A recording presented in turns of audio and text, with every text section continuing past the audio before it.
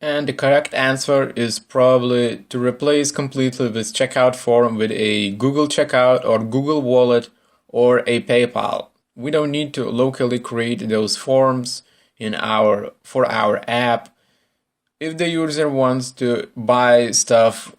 quickly and easy,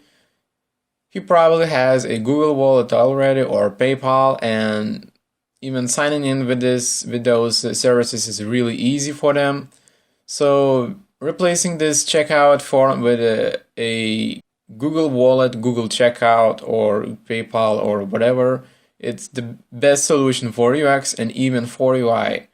for the users, because it's really easy for them to make the checkout and make the payment, and we as a app designers or app developers are going to make money easier, and we are going to develop our app way easier implementing those services for our own applications.